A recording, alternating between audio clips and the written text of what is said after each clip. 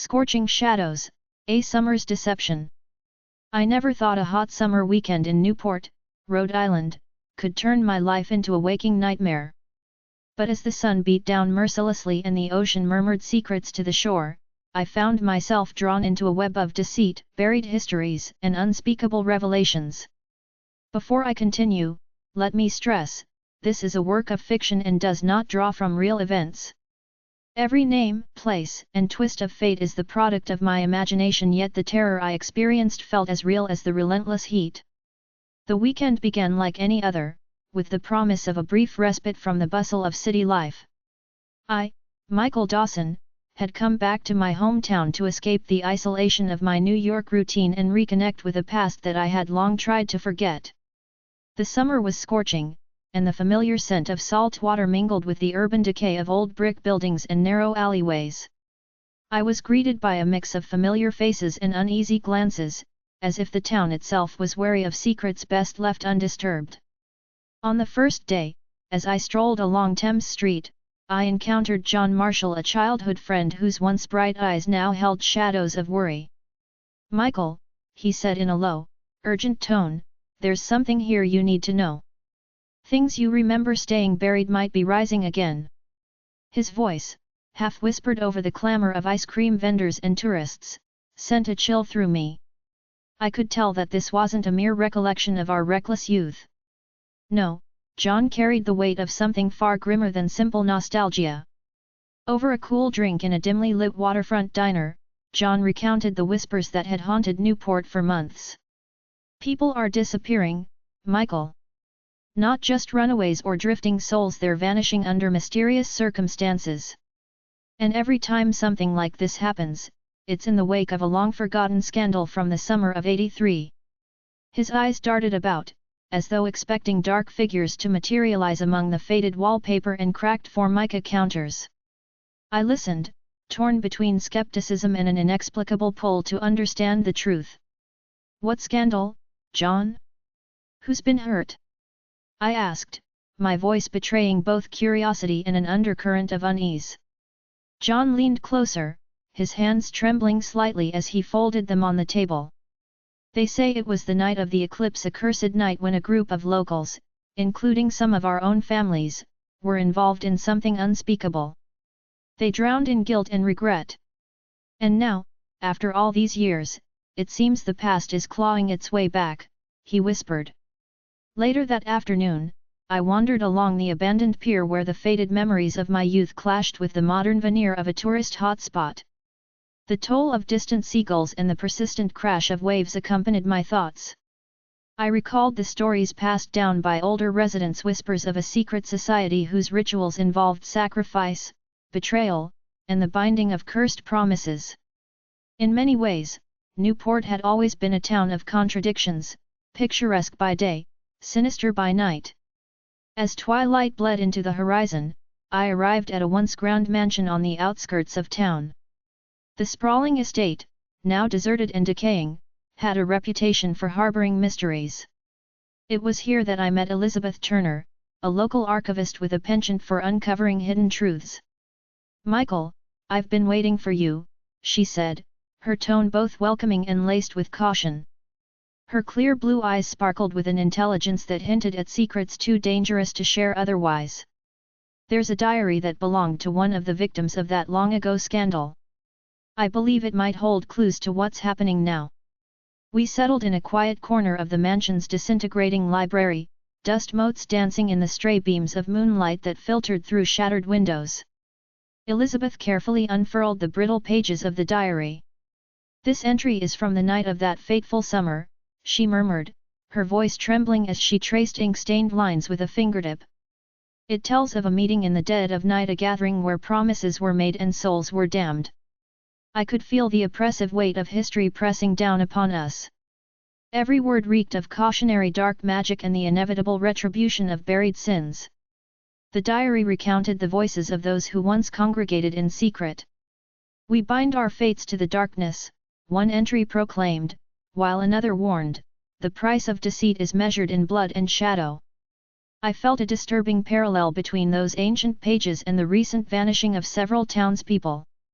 Had someone or something resurrected the old, malevolent pact for their own sinister purposes?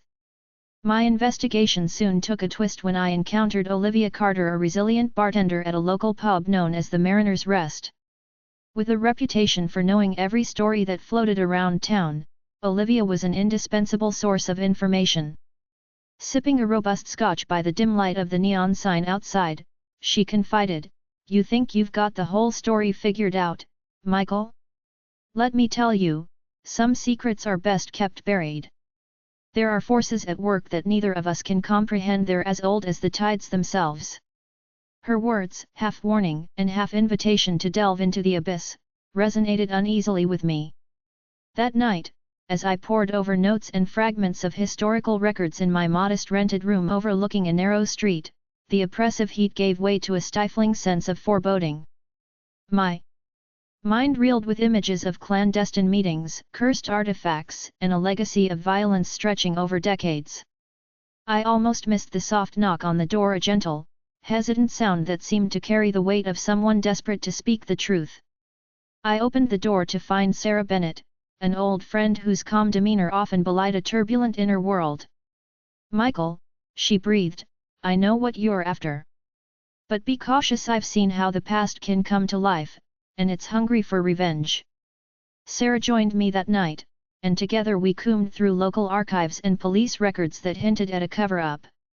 "There's been a pattern, Michael," she explained, flipping through a yellowed file.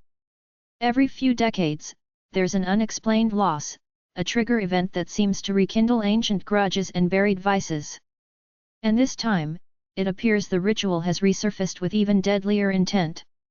The next morning brought little relief from the suffocating heat, but it did usher in a sense of grim determination. As the sun rose over the Atlantic, turning the sky a blistering orange, I began retracing my steps from past summers, a time when secrets festered and even the smallest lie could ignite a firestorm. Walking the narrow lanes of Newport's historic district, I encountered familiar landmarks, the weathered steps of the old courthouse, the rusted iron gate of a once thriving textile mill, and a secluded garden behind an ancient church. Each location whispered fragments of stories that, when pieced together, painted a portrait of a town forever scarred by its own dark history. During a midday conversation with Mark Simmons, a retired police detective known for his unorthodox methods, I found an unsettling connection between the magazine articles of disappeared locals and the unsolved murder of a young woman named Rebecca Hollis in 1983. "You see, Michael," Mark confided in a gravelly tone that betrayed years of unsolved cases, "Rebecca's death was brushed aside as an accident at the docks. But if you look at the evidence, the shaky alibis and missing records, it smacks of something deliberate. Someone wanted it to be forgotten." His aged, weary eyes held secrets I had never imagined a small town like Newport could harbor. Back in the cool sanctuary of the mansion's library, Elizabeth and I spent hours cross-referencing names, dates, and cryptic symbols found in the diary. "It's as if this pact was never broken," she said softly, almost to herself. "Even after all these years, the curses and consequences are still alive. And now, someone is performing a ritual that mirrors the old ceremony exactly." With each revelation, the summer heat was replaced by a creeping dread that coiled around my heart. I began to feel as if I were being watched by beings from a time when guilt and retribution were carved into the very fabric of our lives. That evening, the town's energy took on an otherworldly quality. The streets were eerily quiet, and even the usual hum of conversation in the local cafes seemed muted, as if everyone was holding their breath. I met up with John again near the historic harbor. "It's happening tonight, Michael," he said, his eyes darting nervously toward the darkened skyline. "I've seen lights down by the old boathouse, and I heard chants coming from the abandoned warehouse." His tone was a mix of warning and resolve. Without waiting for any further insistence, I steeled myself and followed him. The boathouse loomed before us, a decrepit structure nearly swallowed by creeping ivy and neglect. As we approached, the sound of a low chant began to rise from within, intermingling with the salty breeze. The air felt charged, as though centuries of secrets were manifesting in the present moment. Peering through broken glass windows, I glimpsed a gathering of figures cloaked in darkness. Their movements were rhythmic and archaic, as if reciting an incantation older than time. Amidst the blurry faces, I caught unmistakable glances, one bearing the familiar countenance of someone I knew quite well.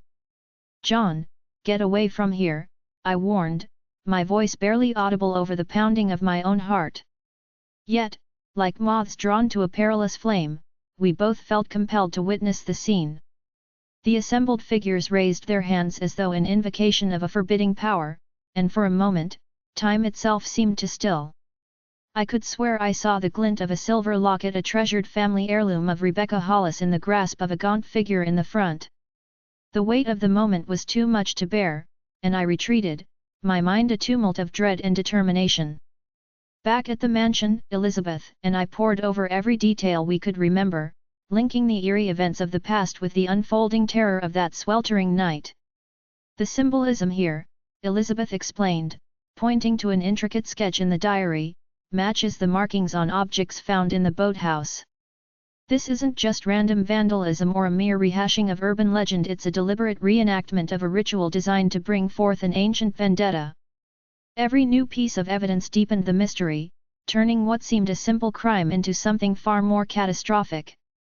I began to wonder if, hidden beneath layers of time and deception, the true enemy was not mortal at all. In the following hours, as the oppressive heat gave way to a stifling humidity and the night deepened into an inky abyss, I moved almost in a trance along the deserted streets. Sarah Bennett had warned me, sometimes the past reaches out with cold fingers, Michael. You may find that what you're chasing isn't a human at all. Her words looped in my mind as I followed cryptic clues that led me to an abandoned warehouse near the waterfront. There, among shattered crates and cobwebbed corners, I found remnants of relics, a series of old newspapers, a rusted key, and a faded photograph of a smiling group of young people from the summer of '83. The photograph, scanned by moonlight, revealed a camaraderie that was brutally shattered by betrayal. As dawn crept in slowly like a hesitant secret, I retreated to a small cafe where I met with Olivia once more. "I've been hearing unsettling rumors all evening," Olivia confided as she stirred her coffee with a trembling hand. "I heard that the ritual was supposed to culminate at sunrise. If these events are indeed a reenactment of something long buried, then we might not have as much time as we thought to stop it."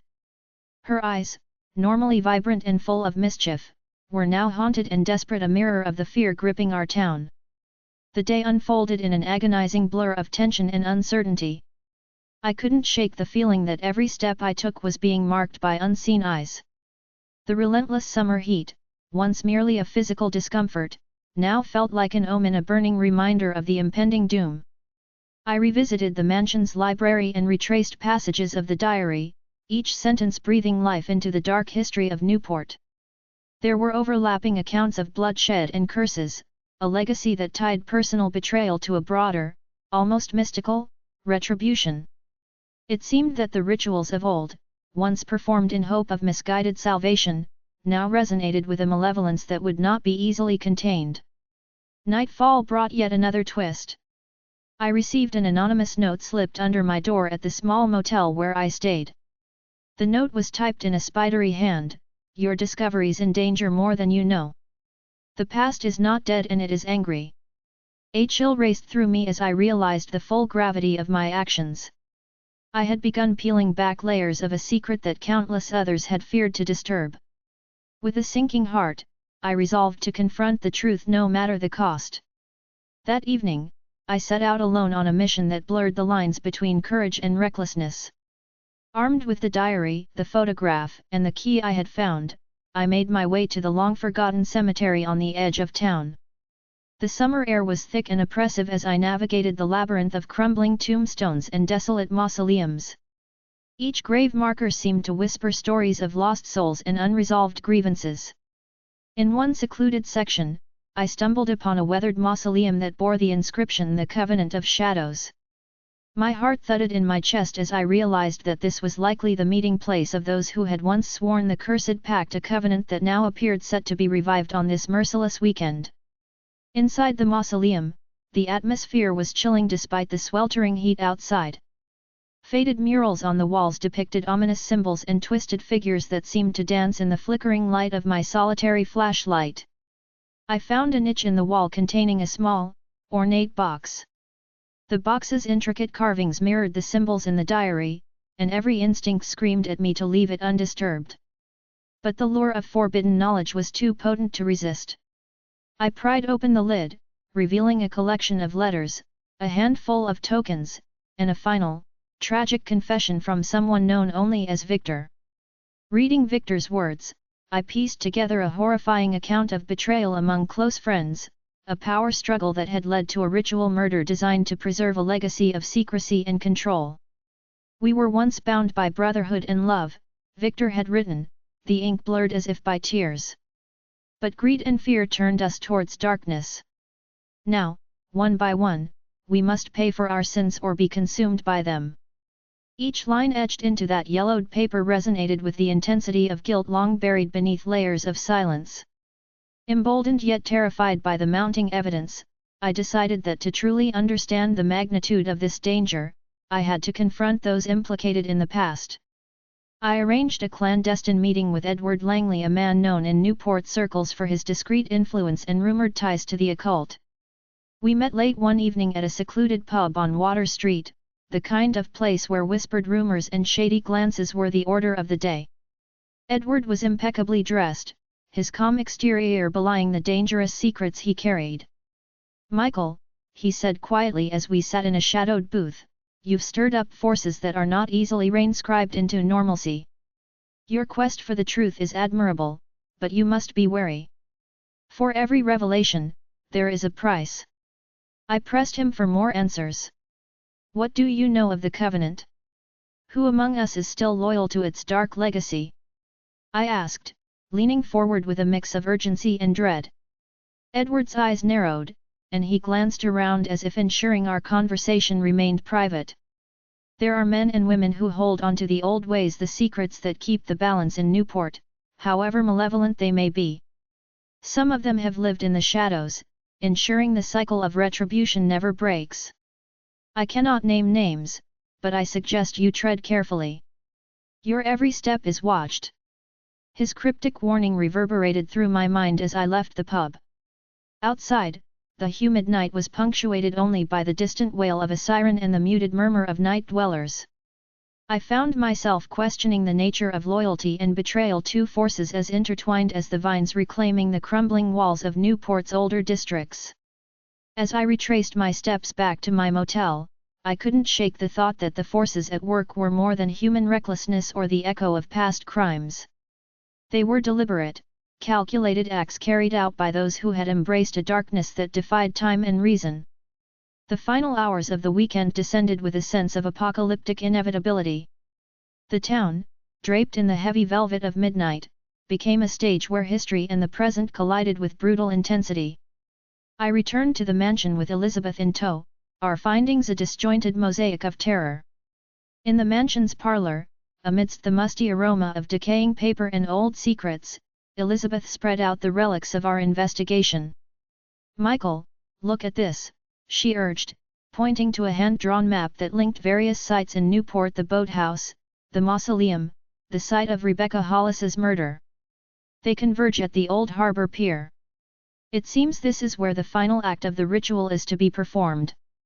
A thunderstorm, long in coming, began to rattle the glass of the mansion as if nature herself were warning us of impending doom.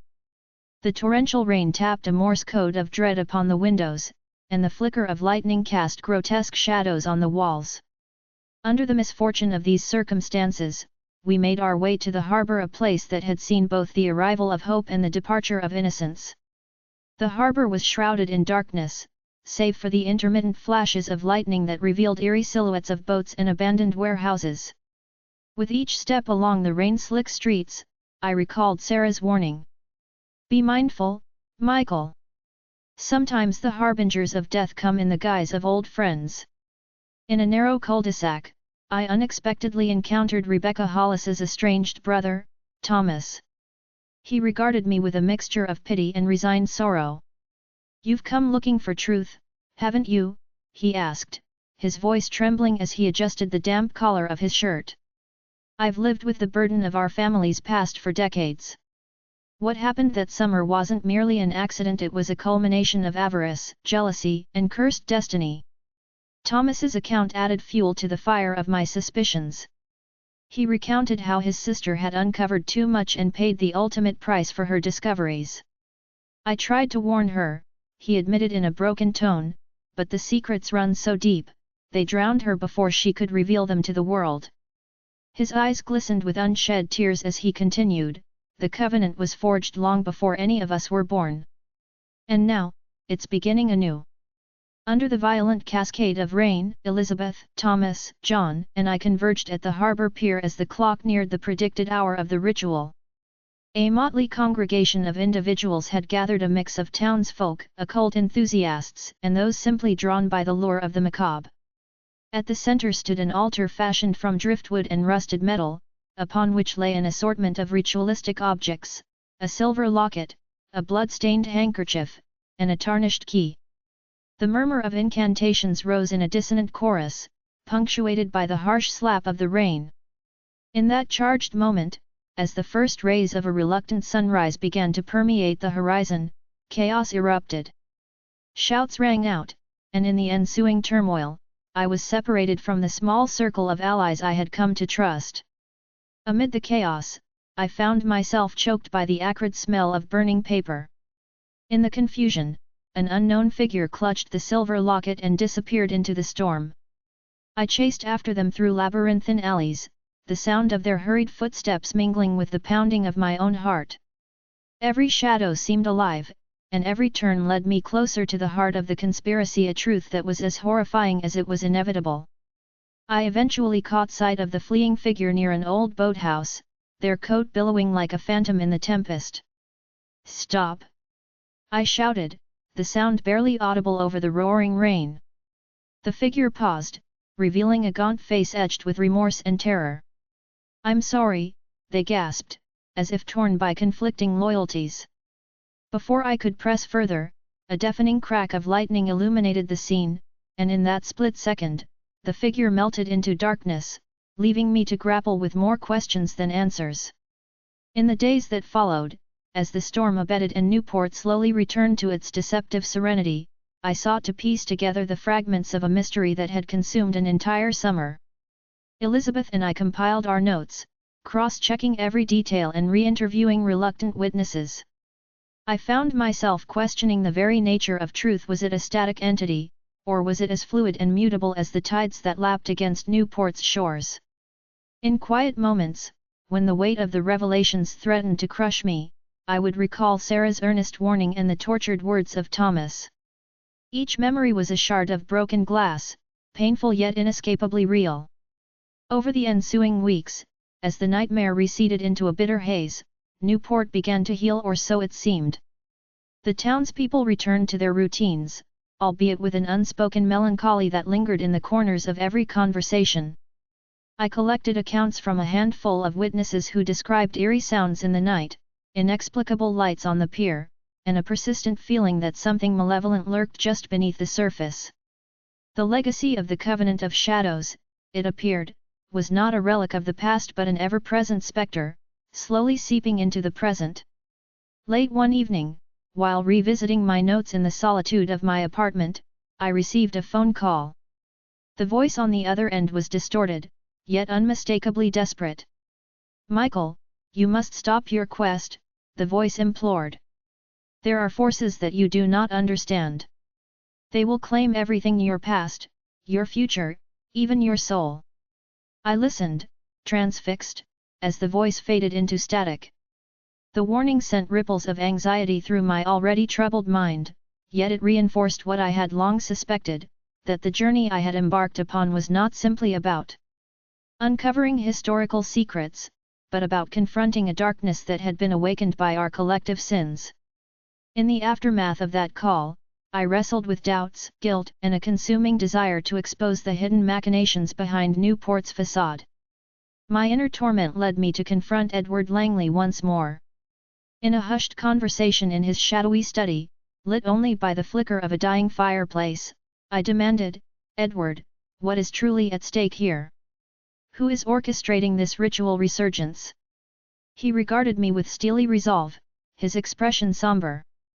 There are elements, forces unseen that transcend our mortal schemes, he explained slowly. They feed on our fears, our regrets, and our secrets. What you are chasing is not the work of human hands alone, but the echo of a curse that spans generations. Each word weighed heavily upon me as I realized that I was now entangled in a multifaceted conflict, a struggle between light and darkness, memory and oblivion, love and betrayal.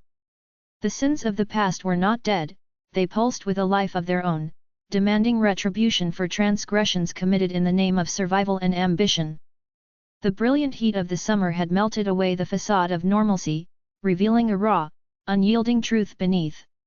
Returning to the harbor one last time, I felt that final showdown was inevitable. The pier, now eerily deserted after the chaos of that fateful night, seemed to hold its breath under a pale, indifferent sky. I walked slowly, each step echoing the resolve of a man who had seen too much to ever return to ignorance. Beside me, Elizabeth quietly accompanied my silent vigil, her eyes reflecting the sorrow of lost hope and the burning desire for closure. It was there that I encountered the mysterious figure once more, a presence that seemed to hover between the realms of memory and nightmare. Their face, obscured by the darkness and the remnants of the storm, bore recognition. "Michael," the figure began, voice soft and trembling, "you must understand that some secrets are intertwined with fate. There are things that should remain unsaid, unlearned." For a fleeting moment, I felt the crushing inevitability of destiny, as though the sins of the past were inexorably linked to the choices of the present. "I can't live in the shadows of silence," I replied, a mix of defiance and despair creeping into my voice. "I need to know the truth, no matter how painful it might be." The figure nodded slowly, their eyes glistening with a sorrow that spoke of centuries of regret.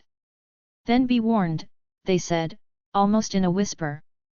"The truth has a way of consuming those who seek it." And with those final ominous words, they melted once again into the shadows, leaving me to confront the full, terrifying scope of the haunting legacy.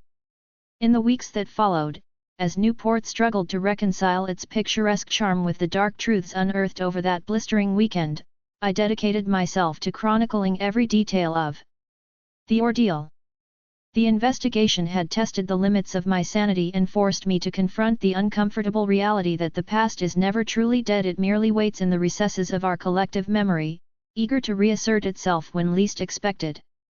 Now, as I pen these final words in the quiet solitude of a cloudy afternoon, I realize that the journey is far from over. Newport's secrets remain an intricate tapestry of guilt, redemption, and despair, a story that is as timeless as the tides and as relentless as the summer sun.